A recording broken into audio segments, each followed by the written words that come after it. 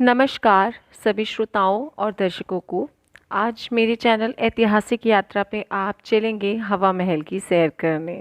तो चलिए चलते हैं हवा महल। हवा महल भारतीय राज्य राजस्थान की राजधानी जयपुर में एक राजसी महल है। इसे सन 1799 में राजस्थान जयपुर बड़ी चौपड़ पर महाराजा सवाई प्रताप सिंह ने बनवाया था। इसे किसी राजमुकुट की तरह वास्तुकार लाल चंद उस्ता द्वारा डिज़ाइन किया गया था। इसकी अद्वितीय 5 मंजिला इमारतें जो ऊपर से तो केवल 1.5 फुट चौड़ी हैं और बाहर से देखने पर मधुमक्खी के छत्ते के समान दिखाई देती हैं, जिसमें 953 बेहद खूबसूरत और आकर्षक छोटी छोटी जालीदार खिड़कियां हैं, जिन्हें झरोखा कहते हैं। इन खिड़कियों को जालीदार बनाने के पीछे मूल भावना ये थी कि बिना किसी की निगाह पड़े पर्दा प्रथा का सख्ती से पालन करते हुए राजघराने की महिलाएं इन खिड़कियों से महल के नीचे सड़क पर होने वाली सारी रोज़मर्रा की गतिविधियां और महल के नीचे होने वाले समारोह और उत्सवों को देख सकें बिना किसी अवरोध के। सोचिए कितनी सख्त पर्दा प्रथा थी कि ये सब करना पड़ता था।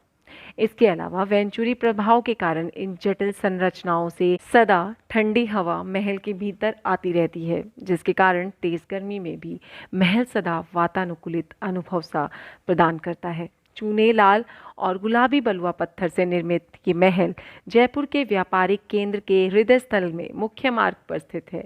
ये गुलाबी शहर की पहचान है। ये सिटी पैलेस का ही एक हिस्सा है और जनाना कक्ष तथा महिला कक्ष तक फैला हुआ है।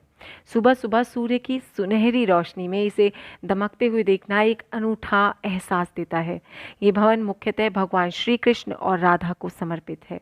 हवा महल 5 मंजिला है, जिसकी अपने मुख्य आधार से ऊंचाई 87 फीट यानी कि करीब 26 मीटर के है। सबसे ऊपर 3 मंजिलों की चौड़ाई का आयात एक कमरे जितना है, जबकि नीचे की 2 मंजिलों के सामने खुला आंगन भी है। महल के सामने का हिस्सा प्रत्येक छोटी खिड़की पर बलुआ पत्थर की बेहद आकर्षक और खूबसूरत नक्काशीदार चालियों, कंगूरों और गुंबदों से बने हुए हैं। ये बेजोड़ संरचना अपने आप में अनेकों अर्ध अष्टभुजाकार झरोखों को समेटे हुए है। इमारत के पीछे की ओर भीतरी भाग में अलग अलग आवश्यकताओं के अनुसार कक्ष बने हुए हैं। लालचंद उस्ता इस अनूठे भवन का वास्तुकार तो थे ही, जिसने जयपुर शहर की भी शिल्प और वास्तु तैयार करने में बहुत सा सहयोग दिया था। शहर में अन्य स्मारकों की सजावट को ध्यान में रखते हुए लाल और गुलाबी रंग के बलुआ पत्थरों से बने इस महल का रंग जयपुर को दी गई गुलाबी नगरी की उपाधि के लिए एक पूर्ण प्रमाण है। हवा महल महाराजा जय सिंह का विश्राम करने का पसंदीदा स्थान था, क्योंकि इसकी आंतरिक साज सज्जा बेहद खूबसूरत है। इसके 953 झरोखों से सदा ठंडी हवा बहती है, जिसकी ठंडक का प्रभाव गर्मियों में और बढ़ाने के लिए सभी कक्षों के सामने दालान में फव्वारों की व्यवस्था भी की थी। हवा महल की सबसे ऊपरी 2 मंजिलों में जाने के लिए केवल खुरों की व्यवस्था है। ऐसा कहा जाता है कि रानियों के लंबे घेरदार घाघरों को पहनकर सीढ़ियों पर चढ़ने से होने वाली परेशानी को ध्यान में रखकर इसकी ऊपरी 2 मंजिलों में प्रवेश के लिए सीढ़ियों की जगह खुरों का प्रावधान किया गया था। हवा महल की देखरेख राजस्थान का पुरातात्विक विभाग करता है। वर्ष 2005 में करीब 50 वर्षों के लंबे अंतराल के बाद बड़े स्तर पर महल की मरम्मत और नवीनीकरण का काम किया गया, जिसकी अनुमानित लागत 45,680 लाख रुपए के करीब आई थी। कुछ कॉरपोरेट घराने भी अब जयपुर के पुरातात्विक स्मारकों की रख रखाव के लिए आगे आ रही हैं, जिसका एक उदाहरण यूनिट ट्रस्ट ऑफ इंडिया है, जिसने हवा महल की साज संभाल को अपने हाथ में ले लिया है। यात्रा संबंधित वृत्तांत। जयपुर हवाई रेल और सड़क मार्ग से अच्छी तरह जुड़ा है।